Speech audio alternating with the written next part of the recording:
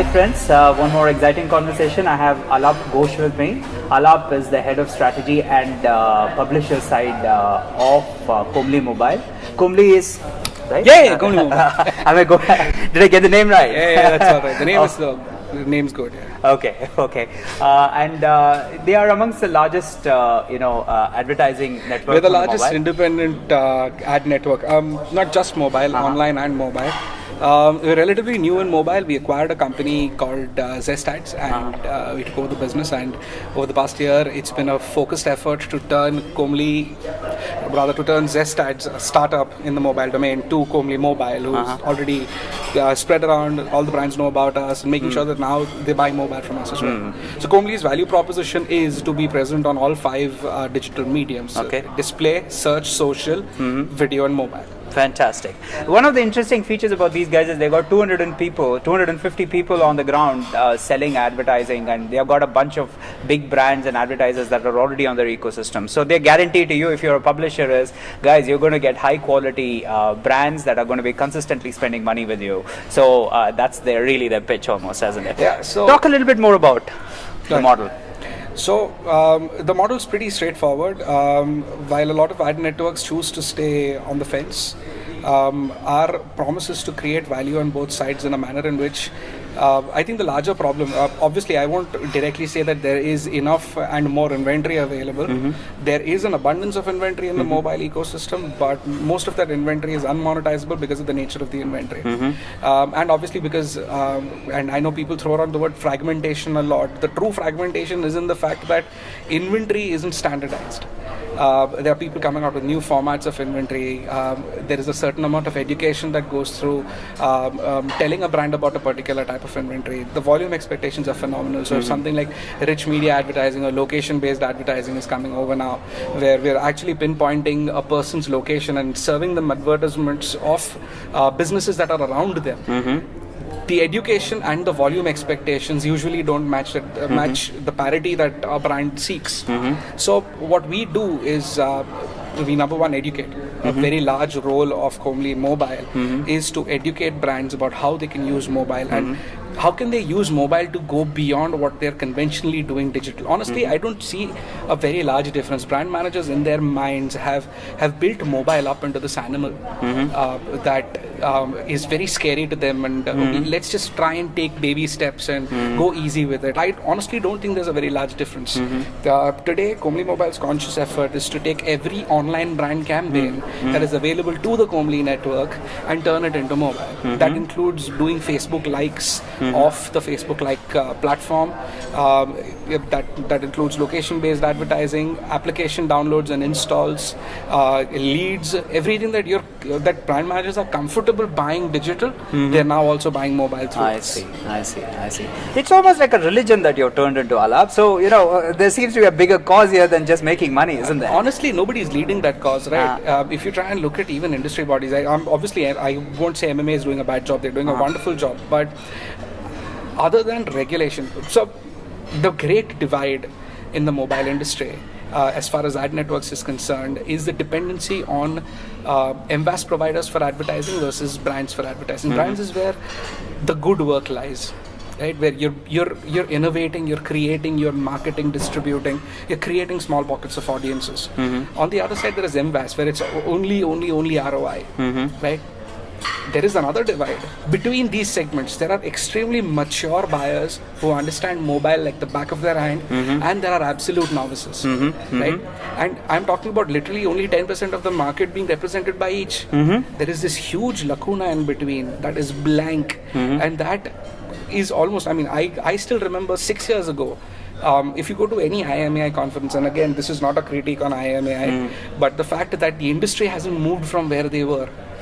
You'll see the same people, the same presentations, the same agendas, the same people coming and saying, I'm going to revolutionize mobile this year, right? Just watch out, I'm going to come after you types. But that never actually comes into effect. And the reason why it doesn't come is because it's still a business-driven effort. It's not an industry-driven effort. We need to educate people about mobile. When someone comes to me and says, I want to buy a space in the most popular application that's out there, I think it's it's naive for them to think what they like is what their audiences will like. But the assumption is that it's a popular application, my reach will be most. If reach is the goal, there are several ways of getting the same quality and kind of reach. It's just about taking that first step, being handheld and taken to where the well is and made to drink the water. That's what we're doing. Very cool, very cool.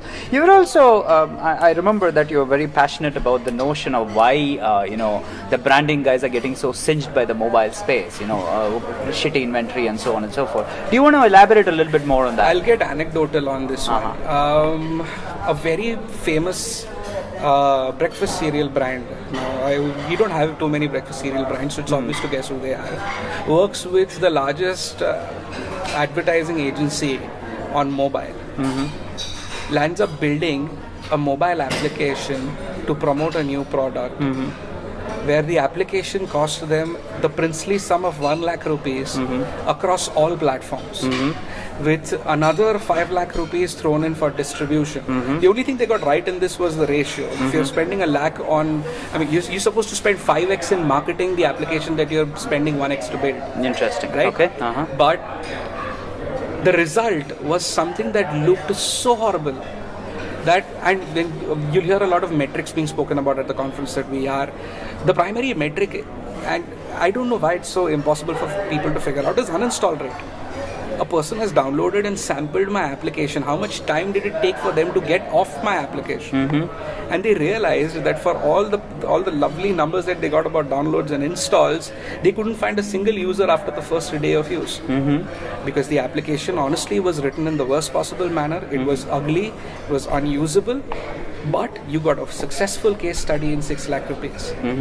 The brand manager got nothing out of it. Right? So again, here it's like I said, it's a business-driven approach. Agencies and advertisers and publishers, for that matter, each have their own goals. So if they are a little less risk-averse and a little bolder with what they're doing, and at least get enough validation from the right people that we're doing the right things, I think they can do wonders with mobile. Mobile is brilliant. Rich media is coming up, where you'll have a desktop-like experience on your mobile. It's gorgeous, and the ads actually feel like catalogs, and it's right there. The publisher has the benefit of the user not even leaving their property to complete the advertiser's experience. Right? It's a visionary solution, but again, there is a price associated with it, and a little bit of courage will get brand managers there. Very interesting, very interesting. There's a lot of my audiences that are basically, brand managers in the traditional industry, right? So guys in the FMCG world and so on and so forth. Right. So if you had, let's say, 3 things to tell them or 5 things to tell them about how they should look at it. So these are chaps that perhaps have a Twitter account, perhaps have a Facebook account, perhaps have burned their fingers a little bit on these things. Sure. I want to know, so what are the 3-4 things that I should be doing when I'm looking at a mobile campaign? What would you say? I would actually not talk about precise things to do, but rather the mindset to have. The absolute most important thing is, do not reduce mobile to the only metric that they're comfortable using. Like we had a conversation a while ago that CPC basically took the risk away. I have this speech that I give to people who are new to the network world, that when publishers and advertisers are on 2 sides of the spectrum and ad networks sit in the middle, ad networks actually have to play the role of arbitrage in a very different manner. It's not only profit arbitrage, it's also expectation arbitrage. Publishers want to minimize their risk, so they'll pull ad networks towards the CPC, CPM side, tenancy being the best, which is buy it for a month. On the other side, there are advertisers that are pulling these guys, no, reduce my risk, do CPL, do CPA, do CPI, I'll pay you after the guy is on my service for 45 days, right? That mindset needs to change. Both sides need to start taking more risks, right? Publishers need to start telling advertisers, if you have a good product, I will share your risk with you, because I know in the end we both will make money, right? This dissociation, and the ad network being just the mediator, and they do a brilliant job being an agency, and honestly, network businesses are very profitable only because of this ambiguity.